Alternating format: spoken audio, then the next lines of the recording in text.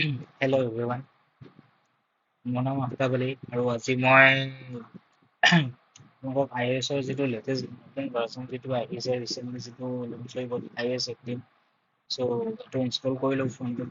চ' ইয়াত কি কি ফিচাৰ্ছ আহিছে নতুন সেইটো দেখুৱাবলৈ মই আপোনালোকক ভিডিঅ'টো বনাইছোঁ। ফাৰ্ষ্ট অফ অল ইয়াত আমি যেতিয়া ফটোজ এপ্লিকেশ্যনটো অ'পেন কৰিম চ' এইটো আপডেটটো আহিছিলে মই স্ক্ৰীনশ্বট মাৰি থৈছোঁ iOS 18 beta developer 1 6.71 GB update আহিছিলে মোৰ ফোনটো।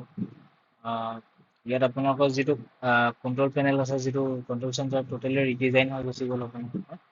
এতিয়া পৰা ষ্টাৰ্ট কৰিম টোটেলি ৰিডিজাইন হৈ গুচি গ'ল।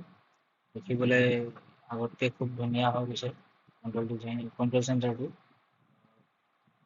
ভলিউমটো কম বেছি ইয়াতে আপোনালোকে কৰিব পাৰিব। ইয়াত গোটেই নেটৱৰ্ক কানেক্টিভিটিখিনি পাই যাব, aeroplane mod, AirDrop, wifi, mobile data, Bluetooth, personal hotspot, VPN এইখিনি পাই যাব। আৰু যেতিয়া ইয়াত যাব ইয়াত গোটেইখিনি কাষ্টমাইজ কৰিব পাৰিব ধুনীয়াকৈ। আৰু যদি আপুনি প্লাছ আৰু কিবা এড কৰিব বিচাৰিছে প্লাছ বাটনত গৈ আপুনি ইয়াত ৰিডিজাইন কৰি ল'ব পাৰিব গোটেই এপ্লিকেশ্যনখিনি। এড কণ্ট্ৰলত যেতিয়া আপোনালোকে যাব ইয়াত গোটেই ফিচাৰ্ছখিনি পাই যাব, যি আপোনাক লাগে আপোনালোকে এড কৰি ল'ব পাৰিব। আৰু ছুইচ অফ কৰা অপশ্যনটো এবাৰ ইয়াতে দি দিছে, আপুনি পাৱাৰ বাটন প্ৰেছ নকৰাকৈ ডাইৰেক্ট ইয়াতে ওপৰতে ছুইচ অফ কৰি ল'ব পাৰিব। চ' গোটেইখিনি আপোনাৰ ৰিডিজাইন হৈ গ'ল গোটেই UI টো। ছেটিংছটো যদি আমি অ'পেন কৰোঁ ছেটিংছটো চাব গোটেইটো ৰিডিজাইন হৈ গ'ল। আগতে বহুত দীঘল আছিলে চ' এতিয়া শ্বৰ্টকাট কৰি দিলে আপোনাৰ এপ্লিকেশ্যনখিনি এপটো ইয়াতে আনি দিলে আপোনাৰ ইয়াত হেৰি কৰি দিয়াৰ লগত টাচ কৰি দিয়াৰ লগত গোটেই এপ্লিকেশ্যনখিনি আপুনি ইয়াত চাব পাৰিব। আৰু যদি আমি ওপৰলৈ যাওঁ জেনেৰেলত যেতিয়া যাম ইয়াত আপোনাৰ এবাউট ফোনত যেতিয়া যাম এবাউটত আপোনাৰ iOS ভাৰ্জনটো শ্ব' কৰিব iOS 18 এভেইলেবল ফ্ৰী স্পেচ আপোনাৰ এতিয়া আছে 43.21 GB এভেইলেবল ফ্ৰী স্পেচ আছে। ছফ্টৱেৰ আপডেট যেতিয়া চেক কৰিম চ' ইয়াতে iOS 18 চেক দেখুৱাব সেইটো। আৰু ইয়াত আপোনাৰ বিটা আপডেট আপোনাৰ developer iOS 18 developer beta 1 show' কৰি আছে। যদি মই অফ কৰিব বিচাৰোঁ মই ইয়াত অফ কৰিব পাৰিম। আৰু আপোনালোকে iOS 17.1 আপোনালোকৰ যিহেতু ফোনত iOS 17.5.1 ভাৰ্জন যিটো আছে আপোনালোকে যদি ইনষ্টল কৰিব বিচাৰে iOS 18 ডেভেলপাৰ বিটা 1 চ' আপোনালোকে কেনেকৈ কৰিব সেইটো মই আপোনালোকক দেখুৱাই দিছোঁ। ফাৰ্ষ্ট অফ অল আপোনালোকে চাফাৰী ব্ৰাউজাৰটোত যাব, ইয়াত গৈ আপোনালোকে চাৰ্চ কৰিব developer.apple.com/program/enroll বুলি ইয়াত চাৰ্চ কৰি দিয়াৰ পিছত ইয়াত যিটো দেখুৱাই আছে মই অলৰেডি চাৰ্চ কৰিয়ে ৰাখিছিলোঁ। চ' ইয়াত যিটো ফাৰ্ষ্ট ৱেবছাইট ক্লিক হ'ব এপল ডেভেলপাৰ, এই ৱেবছাইটটোত আপোনালোকে ক্লিক কৰিব। ক্লিক কৰাৰ পিছত what you need to enroll বুলি আহিব, তলত যাব, তলত গৈ আপুনি ইয়াত আহিব start your enrollment, ইয়াত ক্লিক কৰি দিয়াৰ লগে লগে আপোনালোকৰ ইয়াত আপোনাৰ ইমেইল আইডি বা আপোনালোকৰ যিটো এপল আইডি আছে এপল আইডিটো যেতিয়া লগ ইন কৰি দিব, লগ ইন কৰি দিয়াৰ পিছত আপোনাৰ টাৰ্মছ এণ্ড কণ্ডিশ্যন আহিব, আপুনি এগ্ৰী কৰি ছাবমিট কৰি দিয়াৰ লগে লগে আপোনালোকে ইলিজিবল হৈ যাব iOS 18 আপোনাৰ ডেভেলপাৰ বিটাৰ কাৰণে। তাৰপিছত আপোনালোকে বেক আহিব, বেক আহি আপোনাৰ ছেটিংছটো অ'পেন কৰিব, জেনেৰেলত যাব, জেনেৰেলত গৈ আপোনালোকে ছফ্টৱেৰ আপডেটত যাব, ছফ্টৱেৰ আপডেটত অহাৰ পিছত আপোনাৰ iOS 18 আপডেট নাহে, আপোনাৰ বিটা আপডেটত গৈ ইয়াত আপোনালোকে চিলেক্ট কৰিব লাগিব iOS 18 বিটা ডেভেলপাৰ চিলেক্ট কৰাৰ পিছত যাহা বেক কৰিব তাৰপিছত আপোনালোকৰ ইয়াত আপডেটটো আহি যাব, শ্ব' কৰি দিব। চ' এই আপডেটটো দিয়াৰ পিছত কি কি চেঞ্জেছ হ'লো মই আপোনালোকক দেখুৱাই দিছোঁ। আপোনালোকে দেখিছে যদিও আইকনখিনি চেঞ্জ হৈ গ'ল, কালাৰখিনি চেঞ্জ হৈ গৈছে টোটেলি। ফাৰ্ষ্ট অফ অল এইখিনি কেনেকৈ কি কৰিব লাগে মই আপোনালোকক দেখুৱাই দিছোঁ। আপুনি লং প্ৰেছ যেতিয়া কৰিব যিকোনো এটা এপ্লিকেশ্যন আপুনি নিজৰ মতে আপুনি য'ত বিচাৰে আপুনি এতিয়া ৰাখিব পাৰিব। আৰু ইডিট অপশ্যনত যেতিয়া যাব আপোনালোকে ইয়াত এড উইজেটত যেতিয়া যাব উইজেটখিনি আপুনি এড কৰিব পাৰিব, যি উইজেট লাগে আপোনালোকক। আৰু কাষ্টমাইজেশ্যনত যেতিয়া যাব আপোনালোকে ডাৰ্ক কৰিব পাৰিব, লাইট আছে, অট'মেটিক আছে, গোটেইখিনি আছে। আৰু প্ৰিণ্টেড বুলি এটা অপশ্যন আছে, ইয়াত আপুনি কালাৰটো চেঞ্জ কৰিব পাৰিব, আপুনি যেনেকুৱা কালাৰ লাগে। আপোনাৰ ৱালপেপাৰৰ হেৰি মতেও আপোনালোকে কৰিব পাৰে, ৱালপেপাৰৰ মতে হৈ যাব। মই এতিয়া বৰ্তমান অট'মেটিকতে ৰাখি দিছোঁ,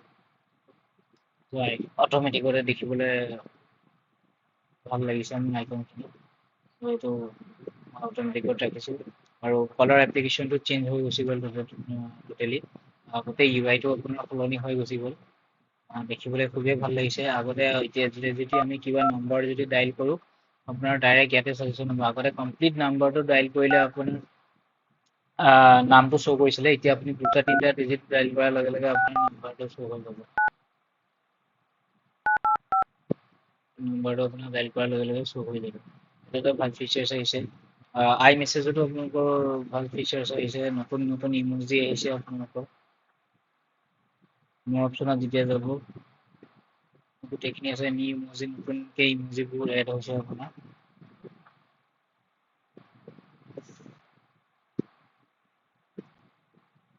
কৰিছোঁ আৰু কি কি ফিচাৰ্ছ আহিছে মই দেখুৱাই আছোঁ।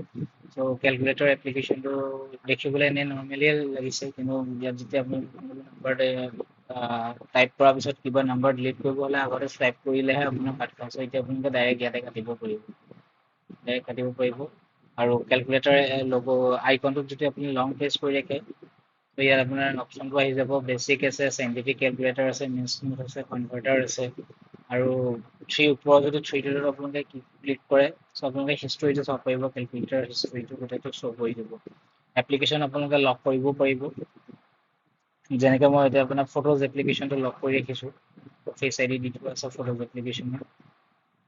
আৰু টোটেলি আপোনাৰ ৰিডিজাইন হৈ গ'ল গোটেই আপোনাৰ ফটোজ এপটো।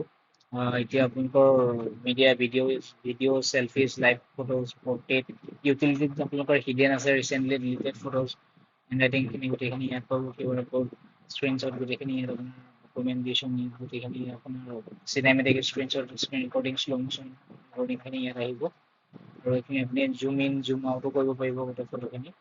আপুনি চাব হ'লে তললৈ স্ৱাইপ কৰি দিলে গোটেই গেলেৰী ফটোখিনি আপোনালোকৰ গেলেৰী ফটোখিনি আহি যাব। আকৌ যেতিয়া ওপৰলৈ স্ৱাইপ কৰি দিব, আকৌ গোটেই ডিটেইলছখিনি আপোনালোকৰ আহি যাব।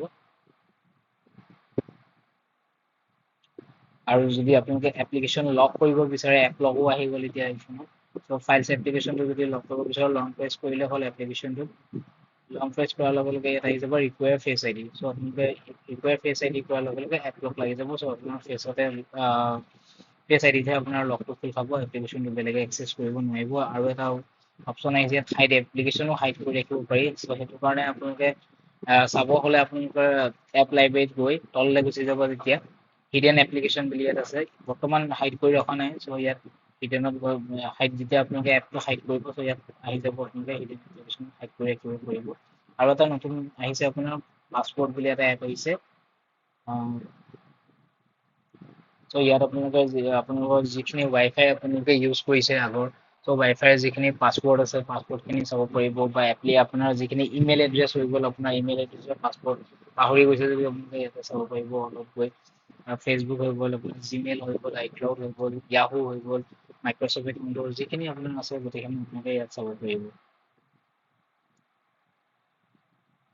বেছিক এপ্লিকেশ্যনটো আপোনালোকৰ ডিজাইন হৈ গ'ল টোটেলি।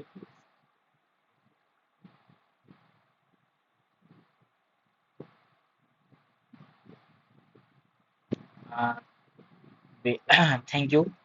আজিলৈ ইমানেই। মই এনেকুৱা টিপছ এণ্ড ট্ৰিক্সৰ ভিডিঅ' বনাই থাকোঁ। চ' আপোনালোকৰ যদি ভিডিঅ'টো ভাল লাগিছে, চ' ভিডিঅ'টো লাইক এণ্ড শ্বেয়াৰ কৰিব, কমেণ্ট কৰিব। Thank U.